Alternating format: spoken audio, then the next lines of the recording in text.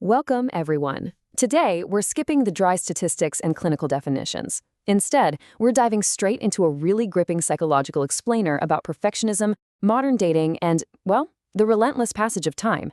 We're going to look at a profound story that shows exactly what happens when totally uncompromising expectations crash headfirst into reality. To kick things off, just listen to this striking observation from a character named Amaka. You have turned standards into a throne, and you are sitting on it alone. Just let that sink in for a second. That quote perfectly sets up the core conflict of our explainer today. We're following the story of Adana, a woman whose endless quest for a totally flawless partner literally became her ultimate downfall. Okay, Section 1. The Curse of Perfection. Adana's early choices. Picture this. Adana is 16, living in the town of Onitsha, and she has this undeniable beauty that, as the source puts it, arrived like weather. You just couldn't ignore it. But with that beauty came this huge arrogance that made her totally blind to her mother's quiet warning. Her mom would tell her, "The yam that stays too long on the fire does not become more yam, it becomes ash." But Adana didn't listen. Instead, she built this impossible checklist. Every single suitor was measured against it and, of course, found lacking. A university boy with nice shoes? Nope, dismissed. Simply because he was driving his dad's car instead of his own. A young banker from Lagos? Also dismissed, because she decided he wasn't quite tall enough and his forehead was too big. She was literally waiting for a phantom, some illusion of unending perfection. And these crazy standards completely blinded her to any real value. Just look at her very first rejection back in 1999. A young guy named Chuku Matecha saved up for 3 whole months just to buy her a bottle of perfume. He wrapped it in brown paper, hand-tied a ribbon around it, and showed up in his only pair of polished church shoes. But what did Agana see? She only saw his cracked motorcycle mirror. She immediately labeled him a mechanic's son, arrogantly told him to find a ground on his own level, and totally missed the immense, genuine effort staring her right in the face. People in town watched her do this over and over, and they gave her this really profound warning. They said, standards are not standards anymore. They are a wall or a gate.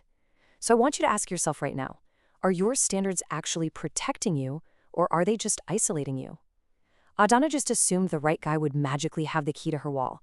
She never stopped to consider what might happen if the right man simply got tired of knocking. Let's move into Section 2, the illusion of settling. Logos versus true values.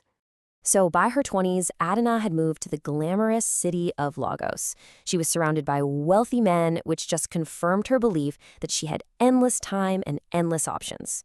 But back home, her friend Gozi was making a totally different choice. Remember Mecca, the guy with the cracked mirror? Well, Adana's view of him was completely static. She thought he'd forever just be a mechanic's son, but Gozi's view was dynamic. She looked at him and saw a really good, serious man who was building something real. They ended up getting married, and Mecca steadily built this incredibly thriving auto parts business. Adana was surprised, sure, but she just dismissed it, assuming her friend was simply settling. Then came another friend's wedding. Amaka married Toby, a civil engineer who drove a modest Camry, had a round middle, and a gap tooth. When Adana actually had the nerve to openly mock the match and say Amaka was worth more, Amaka hit back with a truly devastating truth. She said, "Beauty is not a pension plan. It does not pay out forever." Amaka fiercely defended her choice. She explained that finding a man who genuinely sees you on just a normal, ordinary Monday morning, that's the whole point. It's not about chasing some impossible fantasy. And right there is the psychological truth Adana completely missed. She looked at her friends and thought they were lowering their standards. But actually, they weren't settling at all. They were choosing daily peace. They were choosing steady companionship, that feeling of being deeply understood, and actually building a real life, rather than just sitting around waiting for a flawless checklist that literally does not exist. Up next is Section 3, the arithmetic of attention. The room shifts. You know, the world doesn't announce the exact moment it stops treating you the way it used to. And that's the tragic irony of Adana's life, how relentlessly the years just slipped by. At 16, her beauty was like undeniable weather. By 24, she had glamorous options everywhere. But by 35, the room quietly started rearranging itself. And by 45, it was a completely different conversation. Her age kept advancing, but her expectations were just stubbornly locked in the past. The source material calls this shift the arithmetic of attention. It's such a profound concept. Men were still approaching Adina, sure, but with a little less reverence and a lot more calculation. Her beauty wasn't the weather anymore. It was more like a photograph of the weather. It now required real effort, maintenance, and negotiation, rather than just getting blind worship like before. Let's look at exactly how this played out when she was 38. She met a guy named Bowden, and honestly, he checked almost every single box. Tall, successful manager, dressed incredibly well, 41 years old. But then he mentioned he had a 6-year-old daughter from a previous relationship. And Adana? She immediately rejected him. She flat out refused to, in her words, inherit complications. She completely ignored Bowden's heavy, crucial warning that every single life above 40 comes with some kind of history, and there are basically no clean slates at that age. This brings us to Section 4, the empty throne. Isolation compounds. When Adana turned 38, she faced a totally devastating turning point. Her mother passed away. She went back home for the funeral and actually stayed in Ghazi and Mecca's house, a beautiful, peaceful home built by the very same man she had dismissed years ago. But what truly broke Adana wasn't even the funeral itself. It was what she found right after. Tucked away inside her mother's Bible, scribbled in the margins across multiple pages, was this heartbreaking prayer. Lord, send my daughter a good husband before I close my eyes. Let her not be alone. Her stubbornness had isolated her from literally everyone, even her own mother's quiet, lifelong hopes. Her mom had kept asking on her behalf long after Adana had stopped listening. And yet, despite all of that, she still couldn't let go of the fantasy.